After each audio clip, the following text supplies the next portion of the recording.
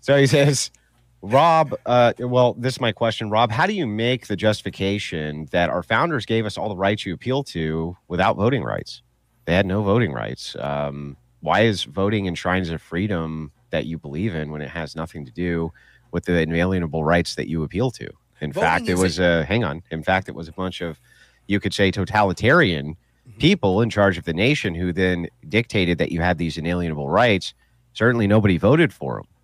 Voting is a mechanism. It would be a more peaceful mechanism, and you would want to use the least sort of physically violent or the least aggressive mechanisms to achieve the goal. And the goal that the founding fathers were primarily trying to achieve is that they should have a say in how the government that they were under was ran, right? And so, we had all sorts of, the founding fathers were upset about taxation, and they were upset about the quartering of troops and being forced to do all sorts of things. So it got to the point where they felt they didn't have a voice, they didn't have an ability to vote, so they took the mechanism that they thought was most useful to them, which was having a revolution where they fought for these things. They enshrined in there at least the idea of voting, as most governments that aren't completely dictatorial have, because that is a mechanism that achieves what they thought was the spirit of what they were trying to achieve, was giving people a voice. Now, is that mechanism itself the only way that people could have a voice in their government? No. Clearly we see what they did was they decided to have a revolution. But I'm saying in the normal day-to-day operations of a government, it should be the bare minimum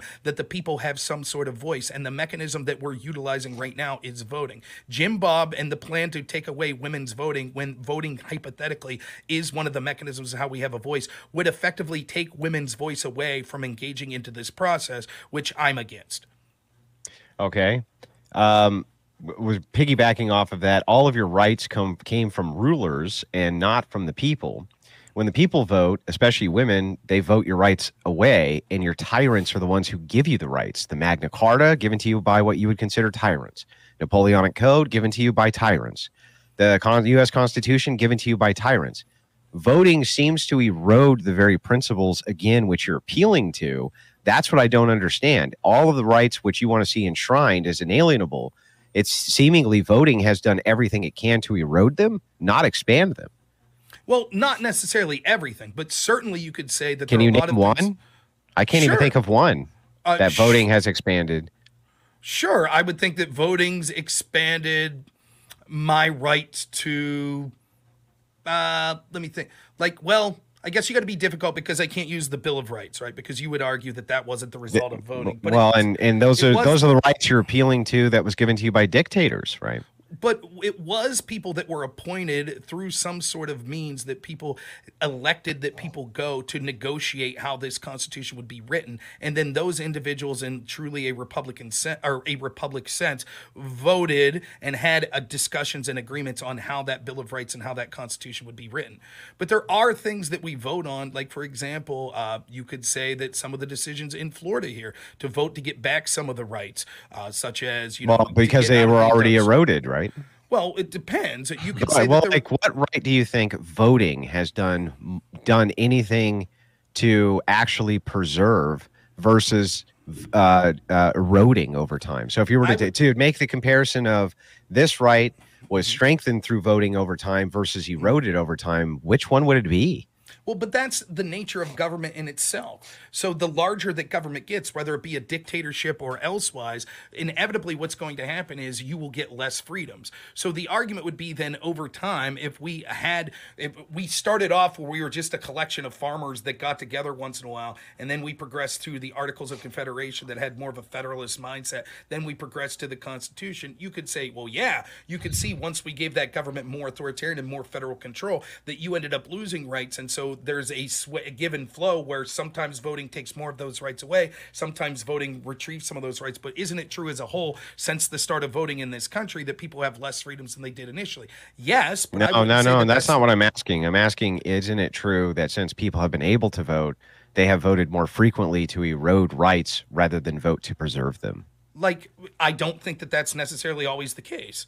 Right? Like what? Well, okay, so tell me the right in which that is not the case. Where what? A right to vote. I just want to make sure I got this right.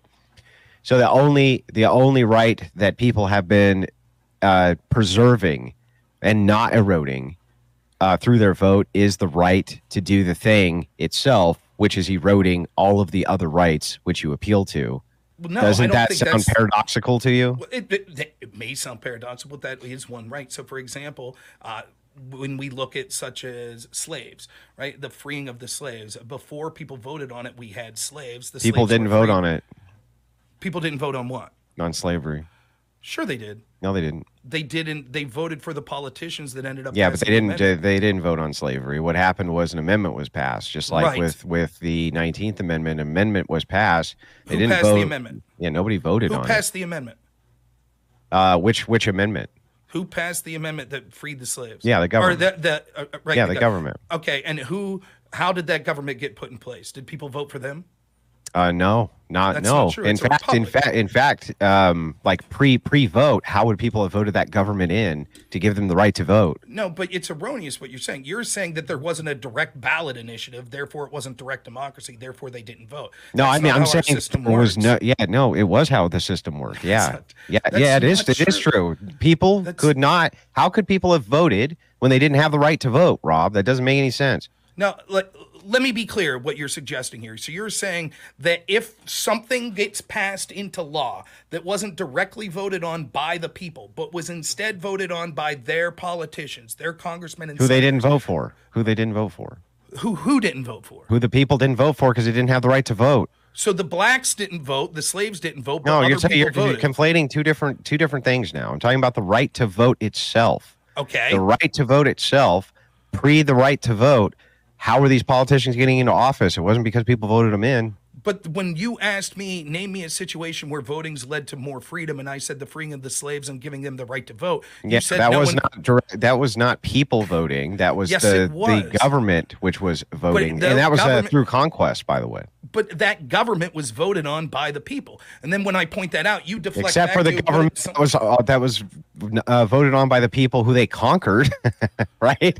Who Well, said you- no, we want this, right? Well, that's fine. There were people It that just voted came the down to opposite force, way. didn't it? But it came down to force the freeing of the slaves. Ultimately, that it came Yeah. down to a military conquest, but not the right to vote for the slaves. Yeah, I know. I that was through a understand what you're vote. saying, but here's the thing. Again, I'm asking to the initial appeal to these 10 amendments, which are the things you're appealing to as being Sure. inalienable, right? Mm-hmm. Okay. What has voting done to strengthen those? Again, I'm saying for certain groups of people, it has done some.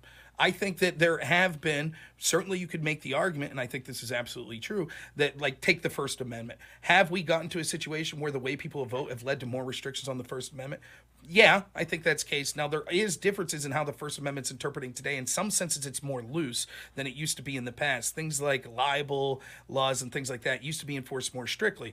But it's certainly true. You could make the argument that the direction that people have voted, we've slowly and sometimes fastly been curtailing free speech. That's ultimately true. But I don't think that's a result of the mechanism of voting necessarily, but more a result of people not using their vote wisely and authoritarians that actually have that use of force. They could have achieved the same outcome not through voting, but through use of force and just Well, said, then how "Shut up, you're not come allowed to say shit." then how come on the local referendums they still vote when it's direct towards eroding those things, and that has nothing to do with the government now? So if you're going to make this kind of appeal, well, no, you're voting in politicians and giving the government more power than the government's eroding it. We have local referendums all the time on things, including gun laws and many other restrictions.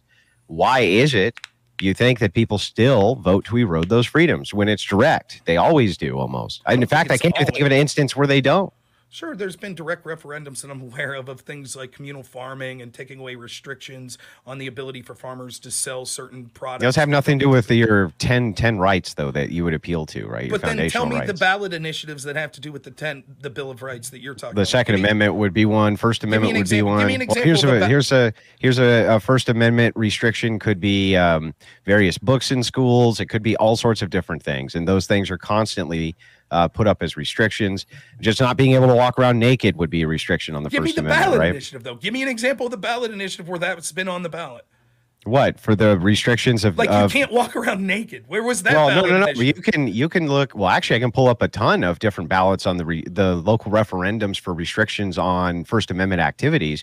Getting a permit would be a restriction on a First Amendment activity, Sure. wouldn't it? Yeah. Yeah. Are you saying that that's not the case? That there's local referendums on these things all the time? Sure, there are local referendums. I was just reading a story the other day that there was a local referendum Yeah. that So what the hell eliminated. what are you talking Listen, about? but again, it's not universal like you're saying. I just read one the other day where there was a local referendum on HOAs that were restricting people's rights to have farm animals like chickens to raise eggs. You don't And have a that right to own chicken. but There's listen, the right to own a that chicken. Shut up being initiative,